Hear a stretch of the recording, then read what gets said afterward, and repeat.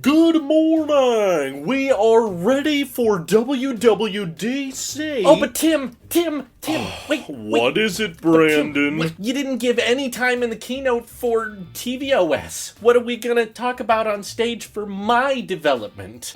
Brandon, tvOS is more of a hobby, as Steve used to say, so I don't think we're gonna talk about tvOS this year. No tvOS? But I'm a crucial part of the ecosystem. I don't know, you made that horrible remote that no one liked, and you're not even USB-C yet. Yeah, well, the iOS team doesn't have any USB-C devices. Brandon, the iOS team can do whatever they want. They bring in all the money. But there was some cool stuff I wanted to showcase for tvOS. I'm sure there was, but we don't have time, so you just keep it to yourself and, maybe we'll see you next year.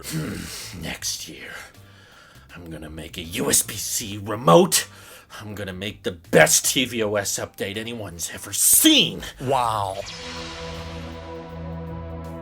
Yeah, genuinely wasn't expecting much for tvOS 17 given they literally didn't talk anything about tvOS last year. And it turns out maybe when we give Apple a couple of years to come up with some updates, they tend to come up with something kind of amazing, because this has by far been the biggest tvOS update that I can ever remember, and it's super duper useful and well designed. I put the developer beta on my TV and it's been pretty reliable thus far. Very little bugs and problems, but there's three main features that I wanted to highlight that make a very obvious difference in your day-to-day television experience. For one, the first thing I noticed from just the second I turned on the TV, you can put more apps in the dock, and just more apps in general on your home screen now. So 6 apps across instead of 5. Should have been that way from before, absolutely. So much nicer now. You know, it's a big giant screen TV. We don't need every little app icon to be enormous, so you can fit more apps into a quick glance, I decide. I didn't hear them talk about that at DubDub, but I noticed it once I installed it, and man, that's great. And of course, the next biggest feature is embedding Control Center right in the top right corner. All you gotta do to activate it is hold down the little TV button. Personally, I kind of wish you could just swipe up from your apps because it looks like it's something that's just right up there. But holding down on the button works fine, and that allows you to access your Wi-Fi settings. You can change your audio output straight from there. And a really cool feature that I didn't know I wanted was to have the accessibility shortcut right there. And similar to how I have it on my iPhone, I actually just click that accessibility shortcut to reduce white point, because we have kind of a basic cheap TV. It's fine, it's 4K. I bought it like 5 years ago. It's nothing really special, but it's sharp. The one slight complaint I have with it though is even when we turn the display brightness like all the way down, it still seems too bright a lot of the time. You know, it's not an OLED display or anything, but it gets really, really bright in the daytime, which is nice. So at nighttime, I would appreciate having a way to dim it further than what the built-in TV settings allows me to. And tvOS does, thanks to this reduce white point setting. So now I can just activate Control Center, reduce the brightness, which has been a huge godsend when you're watching TV and it's pitch dark in your room. And of course, you can change between profiles from there. You can power off the TV. If you got kids in the home, you can set up parental controls there. It just makes so much sense. You can manage your game controllers through there, and I honestly don't understand why they took so long to figure this out. It's such a good idea. But what's also included in Control Center is a do not disturb option, and some of you may be wondering, why the heck does my Apple TV need a do not disturb option? Well, that brings us to the third and biggest update to tvOS 17, FaceTime support. In fact, it's a lot more than that. It's the ability for the Apple TV to use your iPhone as a webcam, which means yes, in the future, this will work for not just FaceTime, but other video conferencing apps like Zoom in the future. Here's hoping we get OBS so that maybe one day I can live stream straight from my Apple TV. That would be kind of awesome. But I was shocked genuinely at how simple and well designed this whole UI is. So you open the FaceTime app and it asks, whose phone do you want to use? So you select your phone and you get a little pop-up on your iPhone's lock screen that says, hey, there's an Apple TV that wants to use your iPhone's camera. You just hold down on that and hit accept, which I think is a very, very smart implementation, considering a lot of the time you've got an Apple TV and various iPhones in the household. So it would suck if the Apple TV just kind of defaulted to anybody's random my phone anytime you open that app, because maybe the person who usually uses their phone as the webcam is not currently using the Apple TV. They could be in another room doing something else. So having a manual way to approve it and say like, yes, I would like my phone to become the webcam, that was really smart. I didn't even think of that being an issue, but Apple's 2 steps ahead of us here. So you hit accept on your iPhone, and then even in that scenario, it doesn't suddenly jump to your iPhone being continuity camera, which is kind of what it does on the Mac. In my opinion, tvOS is smarter about it. It waits for the iPhone to become stationary. So the iPhone gives you this little pop-up that says, okay, mount your iPhone in position, like put it where you want it to be for the FaceTime call that you're going to be doing on the Apple TV. So once you mount it, and in my opinion, it's easy to just kind of prop it against something on your TV stand, it just does a little countdown like, okay, I'm going to switch to this iPhone as the webcam, and then it just connects completely wirelessly, and the latency and the image quality is honestly really good. Like, yes, continuity camera is great on the Mac, but I don't know, seeing it on a 4K big screen still work with very low latency and very high quality, and you've got your center stage and portrait mode controls right there accessible from the Siri remote. That is just like nutty how well it works. You know, I figured this was a beta and there was probably going to be some missing features or buggy things, but like it just works, and you can call people and they can see you, and it zooms in on faces and zooms out when those people walk away. It's just that good old center stage on your iPhone again, but now on the bigger screen, which is such a better way to experience FaceTime calls with families, which we've definitely done with all of our families living in different places, and being able to seamlessly have them up on that big screen and have a little broadcasting studio coming out the back of your iPhone is just so smart. I can't believe they didn't think of this sooner, and sure, it would be nice to have like a built-in camera to the Apple TV in the future. Maybe that could be a next generation perk, and you know, center stage is already there. But at least right now, the iPhone as your webcam is genius, and I'm so thankful that they're opening that API so that third parties can also access your iPhone as a camera when using your Apple TV, because I think that's going to come up a lot for Zoom meetings and conference calls and that sort of thing. And on top of that, there's more features to come that aren't ready yet that I'm very excited for, like being able to locate your Siri remote just by using Bluetooth signal. I don't know how that's supposed to work. It doesn't necessarily have the same thing as your AirTag, but that feature unfortunately is not working yet, but I know it's coming in the future and I'm very excited to try it out. But yeah, totally out of left field, right? Like there's usually not much to talk about with tvOS year over year. It's kind of like a, oh yeah, you're still here doing something. But this one was really, really nice. Something that I appreciate every single time I use the Apple TV. And as I've said before, the way I kind of gauge whether or not an operating system update is a major one is how long does it take for you to notice that you're on the latest version. And for this one, it's instant. Like basically right as the TV turns on, you're like, hey, there's the new control center. We got 6 apps in the dock and FaceTime's on here. So feels like I got a brand new TV for free. Thank you, Apple. What do you guys think of tvOS 17? There's other features that I haven't been able to test because I don't have the A15 chip Apple TV, which should allow you to show up on camera as you're doing Apple Music Sing, because I know you all do that every night. I'm not going to be able to, unfortunately, but let me know what you think in the comments below. And thank you to everybody supporting this channel directly. Seriously, helps us out a ton, as does just watching these videos. So thanks again. This is your Apple Sheep here, and I will see you all in the next one.